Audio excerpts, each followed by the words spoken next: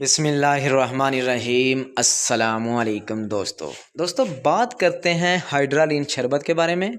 ये किस मकसद के लिए इस्तेमाल होता है, कौन लोग इसका इस्तेमाल कर सकते हैं और इंसान की बॉडी के अंदर हाइड्रालीन शरबत क्या किरदार अदा करता है। वीडियो शुरू करने से पहले सब दोस्तों से गुजारिश है कि जो हमारे चैनल पर न्यू हैं हमारे चैनल को सब्सक्राइब करें, लाइक करें, बेल के बटन पर क्लिक करें ताकि हर नई वीडियो का नोटिफिकेशन आपको मिलता रहे। मेडिसिन के हवाले से अच्छी नई नई मालूमात मिलती रहे। चलते हैं जी वीडियो की तरफ। हाइड्रालीन शरबत गले में अगर इन्फेक्शन हो गया है, टॉन्सिल्स बन गए हैं, हाइड्रालीन शरबत का इस्तेमाल करवाया जाता है। या खुश्क खांसी है, बलगम वाली खांसी है या नज़ला ज़ुकाम है तो हाइड्रालीन शरबत को इस्तेमाल कर सकते हैं।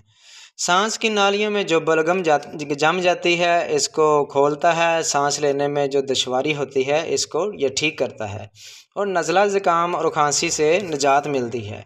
बलगमी खांसी हो या खुश्क खांसी हो, बहुत ही खांसी के लिए ये अच्छा शरबत है। गले की खराश, एलर्जी के लिए और गले के दर्द के लिए बहुत अच्छी मेडिसिन है।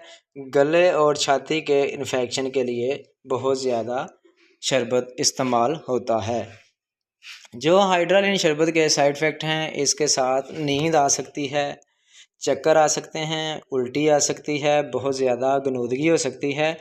जो ड्राइविंग करते हैं उनके लिए बहुत ही कम डोज़ में इस्तेमाल करना चाहिए और जो बच्चे हैं 5 साल से छोटे या हामला औरतें वो इस शरबत का इस्तेमाल हरगिज़ ना करें। जो 5 साल से बड़े बच्चे हैं उनको छोटा चम्मच सुबह शाम, जो बड़े अफराद हैं उनको 2 चम्मच सुबह, 2 दोपहर, 2 शाम खाना खाने के बाद। और ख़ास तौर पे जो हमल वाली औरतें हैं, हमला वाली ख़वातीन हैं, वो अपने डॉक्टर से रिव्यू करके इस शरबत का इस्तेमाल करें। अगर हमारी वीडियो अच्छी लगी हो हमारे चैनल को सब्सक्राइब करें। मिलते हैं नेक्स्ट वीडियो में। अल्लाह हाफिज़।